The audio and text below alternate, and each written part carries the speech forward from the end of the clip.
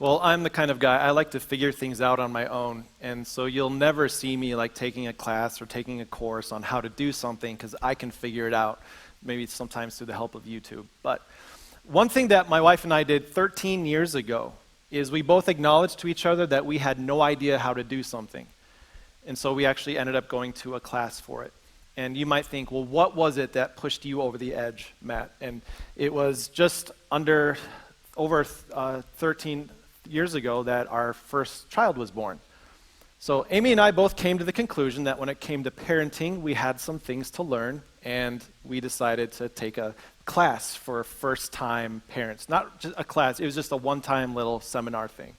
And so it was us and a bunch of other people who were soon-to-be first-time parents. And there's two things I remember from that class. Number one, they handed out to us these little baby doll mannequin type things, which were really creepy. But the thing they did was they handed them first to the dad. And they said, here, take this. And as I surveyed the room, like there was a look of horror on all of our faces because it was just dawning on us that this was real. Like it was about to happen. We were going to be first-time dads. And so there's this look of horror as we were like, oh my goodness, what did we get ourselves into? And that was one thing that I remember. The other thing I remember is a principle that they really pushed into us that I was not expecting to hear. Now, I had to pay money to hear this. I'm going to give it to you guys for free, but there was one thing they kept instilling in us over and over and over again throughout this seminar when it comes to how to parent or how to raise a child. And the statement they said was simply this: take care of yourself first. And that statement, it seemed off to me in that moment. Because isn't the whole idea of parenting that you put the child first, you put their needs first?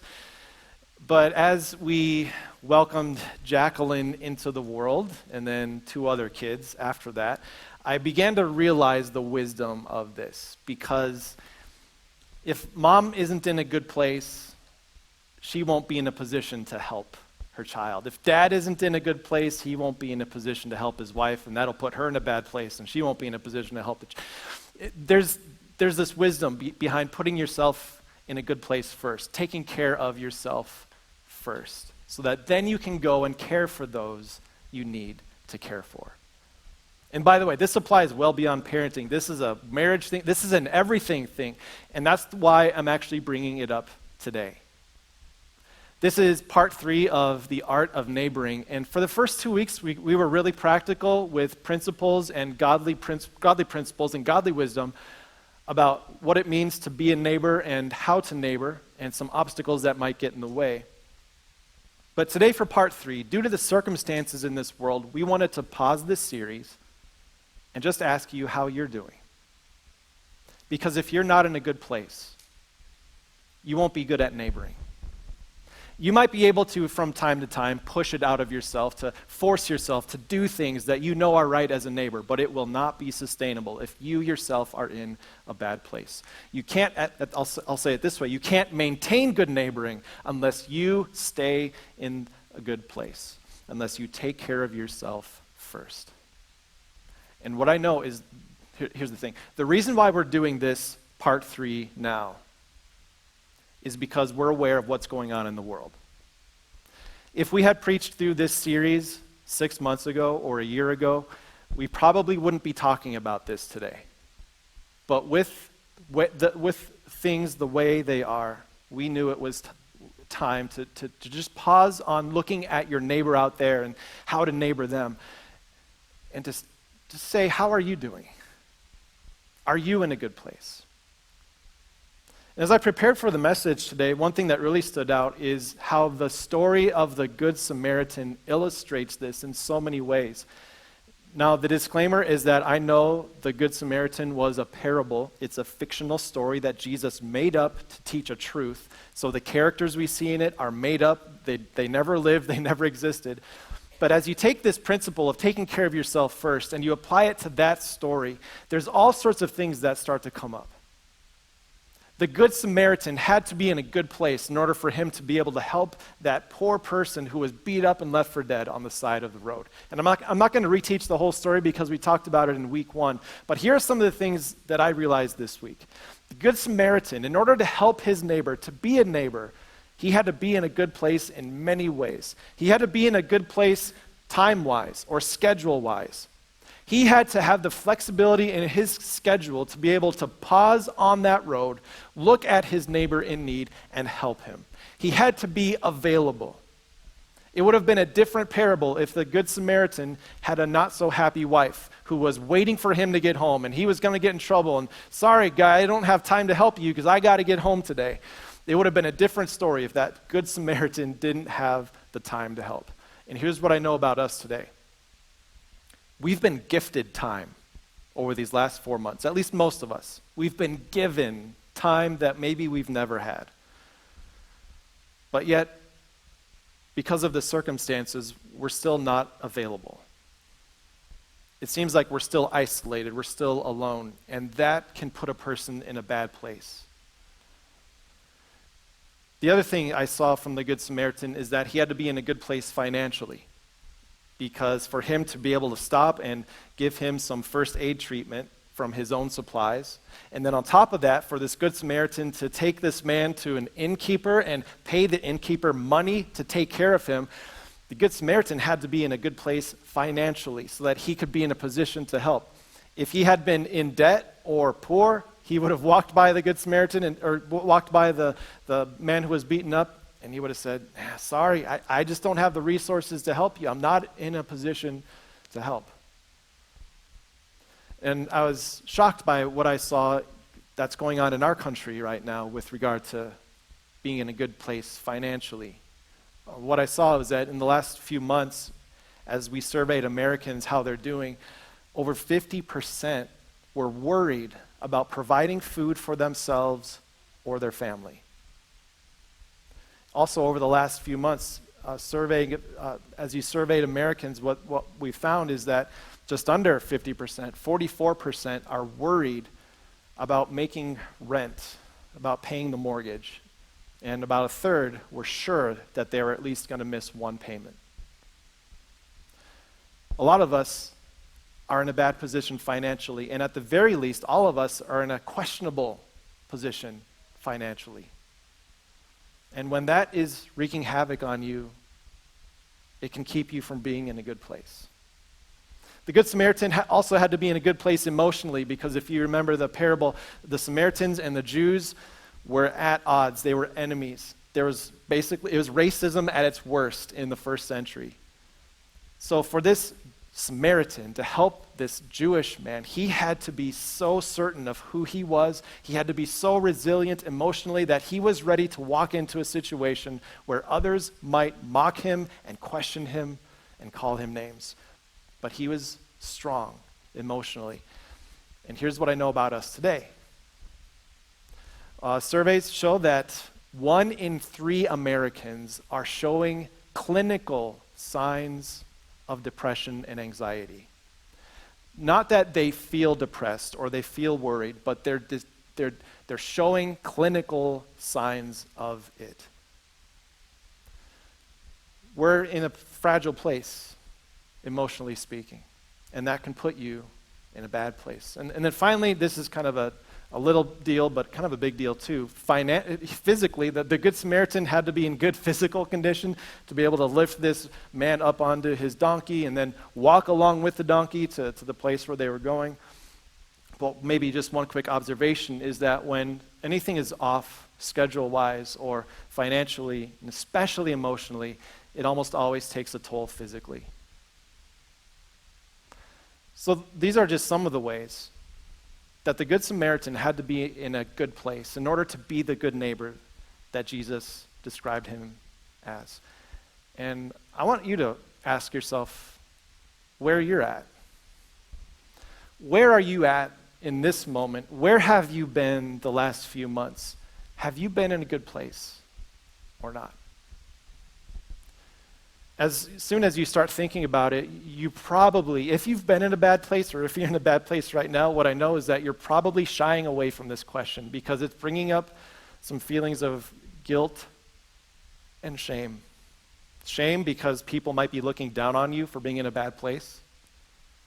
Guilt because you feel like you're letting people down because you're in a bad place. And this isn't a fun thing to talk about. It's not a fun thing to get into. But what I know about being a good neighbor is that it's so important to take care of yourself first. So what we're going to do today is I'm not going to go through physical and emotional and financial and schedule stuff. We're not going to go through that. But what I do want to show you is what Jesus did to help people get into a good place. A place that was so good that it allowed them to overcome the guilt and the shame and start to address these other things that were working against them. But first I want to share this with you. This is what we're starting with. To be good at neighboring, you need to be in a good place. And so for today, we're going to set aside the neighbors for a minute, and we're just going to talk about you. Where are you at? How are you doing? And to give you some sense of hope, or maybe some sense of direction, I'm going to start with this simple idea, which I'm sure everyone in the room and everyone watching online would probably agree with in a heartbeat, which is this, that Jesus was in a good place when it comes to his everything. He was just in a good place. He always knew perfectly where to draw the lines. He knew how to have compassion on the right people. He knew how to confront the people that needed to be confronted, and it was always from a good place. Now, the question is, how did he do that? And don't just say, well, he was the Son of God. He could do whatever he wants. He was a human being just like me and you. How did he stay in a good place? And the answer might shock you. Do you know why Jesus could stay in a good place? It's because he took care of himself first. Sometimes you see in the stories, the scriptures about him, you see that as things were starting to get elevated and things were getting busy, he would withdraw from the crowd to be by himself so he could pray and talk to his Father. He was in a good place, not because he was the guru of finances or the guru of emotional health. He was a good teacher and he knew some things about that. But what brought him to a good place was something deeper, something more important and more to the core. And he gets to it in one sentence the night before he died. The night that he was probably, arguably, in the worst place imaginable, the eve of his death, not just death, but crucifixion, he was talking to his disciples about what put him in a good place. And he says it in one single sentence. He turns to his disciples the night before he died and he says, "As the Father has loved me, so I have loved you." Remember what's about to happen to him. Going to a cross to suffer in a way that I can't imagine. And yet his heart is for his disciples. His love is for them. He's not looking for anything from them because he's received everything he needs from his Father. He says, "As the Father has loved me, so I have loved you." The love that came from my Father was so full and so perfect. It has filled me up in every way I need, so much that I can forward that love on to you. And then he follows up with one word of application for his disciples and for me and you. "As the Father's loved me, so I have loved you. Now remain in my love. Now stay here. Keep this love that I have shown to you." And what he's doing here is he's changing in us our perspective of what it means to be in a good place. To be in a good place starts with the idea of grace. That's the word that Jesus used. Love, the way he used loved here is, as you might know, there's different words for that. The word that we often associate in English with this word is grace. And it's tricky for me to explain grace because we don't really have an English word that describes it well. So first, I'm going to tell you what grace is not, and then I'm going to show you what it does. But grace is not reciprocal and it's not contractual. What that means is reciprocal love is where you love someone because they showed love for you. And unfortunately, this is kind of how a lot of relationships, and maybe even marriages work, where you're going to show love for this person as long as they show love to you. And you kind of have this reciprocating love that goes back and forth. The only problem is when one of you fails to love the other, the love falls apart. And there's no longer that love. What Jesus is talking about is not reciprocal love. It's also not contracted or contractual love. That almost sounds like contractions with childbearing, but it's not that. It's the idea that you come to terms with how you're going to love the other person and the other person's going to love you, and as long as you both keep your contract, you'll love each other, and there's that agreement.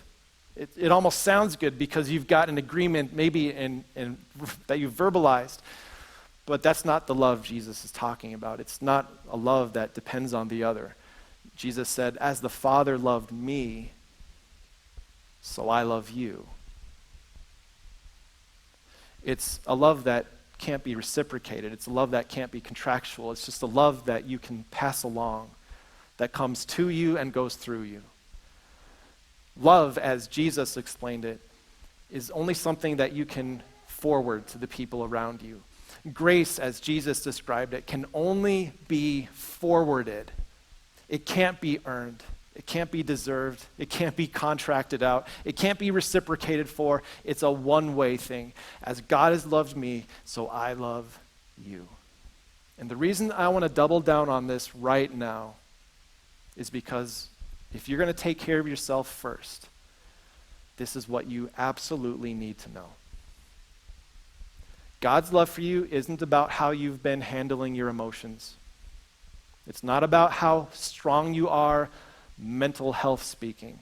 It's not about how great your finances look. It's not about your schedule. It's not about how available you are for your neighbor. God's love for you depends on him loving you. It's his choice. As the Father has loved me, so I have loved you. It's a love that can only be forwarded. It can't be earned. And again, the reason I bring this up is because I think when it comes to being in a bad place, there's so much guilt and there's so much shame that can accompany that. It's important to take a moment to remember that with God, he doesn't give you guilt. He doesn't give you shame. He gives you grace. He just fills you with grace. And as we go on here, there's another element that we need to work in, and it's brought up by the disciple John, who, by the way, was there with Jesus that night before he died. Jesus was talking so much about love and loving one another, and this impressed John so much that he wrote some letters that basically expound on that idea of what it means to be loved by God and to pass that love along to others. And John brings it up so well. We're going to turn to his letter. It's 1 John chapter 4. John says, "Dear friends, let us love one another, not because you're guilted into it, not because you're so ashamed of yourself that you have to do it. Let us love one another because love comes from God. As God has loved me, all I do is I forward that on to you." He goes on to say, "Everyone who loves has been born of God and knows God." The kind of one-way love that John is describing, that forwarded love, it can only come from one place. And you've probably seen examples of this where if someone is mean to you, you're not going to be nice to them. And in fact, this can be detrimental in a lot of cases. Sometimes one person has to take the step of just forgiving, of just doing something that's loving. And then once that step is taken, things can change. Well, in this picture, God is the one who stepped in. He forgave, he loved, and that changes things. And John says the only way you could possibly forward this is if you have first received it. And then he goes on to state it in a negative way. He says, "For whoever does not love does not know God, because God is love." And I'll maybe put this in the context of followers of Jesus. When you act unloving, you're acting like you don't know God. Which sounds kind of harsh, but it's true, isn't it? Because if you could, in every moment of every day, remember what God has done for you, it would have a tremendous impact on your life. Let me step away from the message just a minute. Can I ask you kind of a fun question? And I hope this brings a bit of a smile to your face. Was there a moment in your life where something so good happened, something so amazing happened that nothing could make you unhappy for a while? Like something so amazing happened that you couldn't be in a bad mood if you wanted to. Maybe a silly, common example comes to mind, like if you've got your crush in high school or college, whatever it is, you've got your crush and you're kind of shy, but eventually you work up the nerve to ask the person out and they say yes. Like that changes your entire day, doesn't it? I mean, everything is good. Your car could break down that day. You don't care. She said yes, he said yes, and it doesn't matter what happens, you're just in a good place. You're in a good mood because of something amazing that happened. And I'm sure you all have your stories. There's that one day where something just so amazing happened that you couldn't be in a bad mood. And John is saying in these words, isn't that true of God? If you could think for a moment, like what that good news of what Jesus did feels like, wouldn't that put you into a place where you can't possibly be in a bad mood? And here's how John puts it. He says, for me, if I were to share my story, like what it's like for me to share the story of Jesus and how it changes my life, this is how John put it. He said, this is how God showed his love among us. He sent his one and only Son. Get this, God who doesn't owe us a thing, gave us the thing that he loved the most. The triune God, Father, Son, and Spirit, the Father sent his Son to live in this horrible, wicked, suffering world. He showed his love. He sent his only Son into the world that we might live through him. He didn't send him here so that he could get something from us. He came here to give us something. And then John steps back. He says, let me make this even more clear. Verse 10, this is love, not that we loved God, but that he loved us. This put a smile on John's face to the point where he's saying, what could possibly put me in a bad place when I know this to be true? Not that we loved God, but that he loved us and sent his Son as an atoning sacrifice for our sins. Just imagine how that changed John's world. Was John perfect? No. In fact, as you look through the accounts of Jesus' life, you see John mentioned, and he goes through some periods of guilt and shame. But at the end of the day, he knew this to be true. That love is not what John did for God. It's not how John was resilient or how he did things perfectly, but love is that God loved him and poured grace into him, even in times of guilt and shame. And so then he concludes in a similar way that Jesus did the night before he died. Verse 11, he says, dear friends, since God so loved us, we also ought to love one another. Not because we're guilted or shamed into it, but because it's just a natural result of being loved in such a perfect and full way. We can't help but just let it pass along to the other people in our lives. Now, I want to pause real quick because when it comes to neighboring, and we're kind of bridging that gap now between being in a good place and, pouring out your love for the people around you, what I want to acknowledge is, I think, a common struggle that a lot of Christians might have is to feel that it's our place to love everyone in our lives and to make them all happy and to make them all fulfilled. And I want to counter that just real quick because this is important to know what God expects of you. When it comes to God, neighboring does not mean you have to fill up everyone around you. That's not your job. Only God can do that.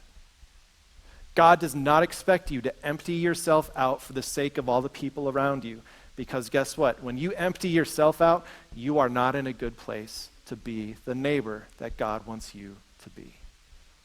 Your responsibility is not to empty yourself out.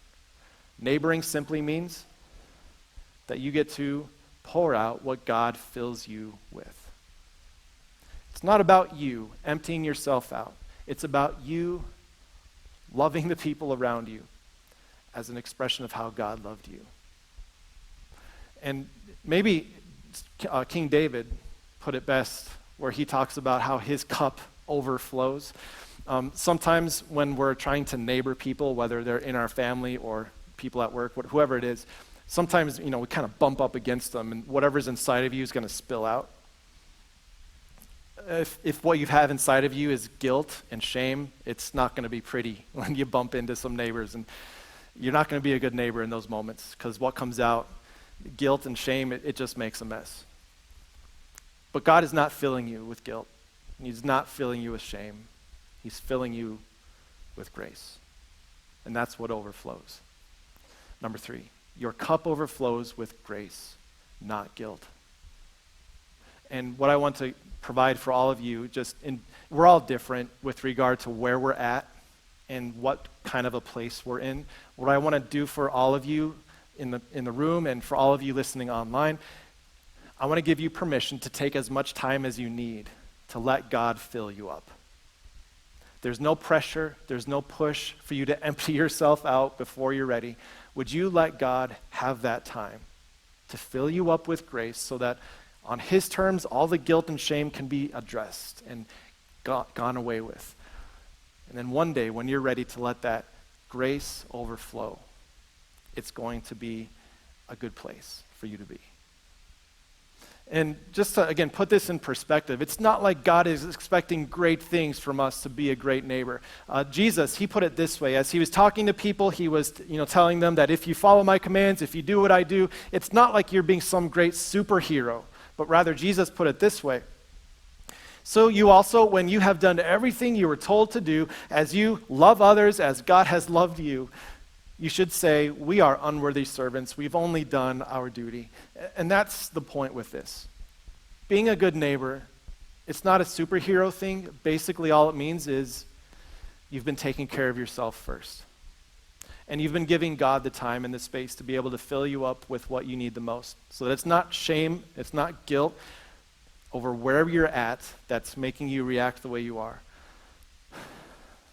But you get to overflow with grace to the people around you. So my application for you is this.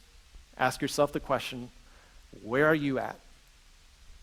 Maybe there's a financial or emotional or physical or some other thing in your life that you know has been a source of making you in a bad place. The application is not to address that yet. The application is to address the guilt and the shame that has been leading to. And to let God give you what he wants to give you. Number 4, would you make space this week to ponder grace? To let that fill you up to the point where you simply overflow what God has done for you. As God has loved me, so I have loved you. And what you'll see happen is this. You'll see yourself begin to transform. This is a God thing. You'll see yourself transform because when grace takes root in your heart, it changes the way you view things. The more you live by grace, the more you'll look at finances and health and emotions differently. And each of us needs different amounts of time and different amounts of grace for all those things. Give yourself the time and the space that you need. But at the end of the day, what God wants is for us to live by grace and not by guilt. When it comes to the art of neighboring, especially in this season, perhaps the most important thing is to take care of yourself first. Let's pray. Dear Father, thank you so much for the good news that I get to share with people, that you've got grace that is freely given to all of us. And I know it's not an easy thing because when we start to talk about areas of life where there's been shame and guilt and maybe even we feel like we've been controlled by things, it's not easy to address. But with you there is power to forgive and there's power to love. With you there is power to fill us up with grace to the degree that we have purpose in our lives. So for each of us this week, listening online or in the room, I pray that you would give us moments, intentional moments, where we can simply pause and create the time and the space where we can think about what your love means for us. So that it's not about us emptying our cup for the people around us. It's about you overflowing your love to them. I pray all these things in our amazing Savior's name, Jesus, who conquered sin and death for us. All in his name I pray. Amen.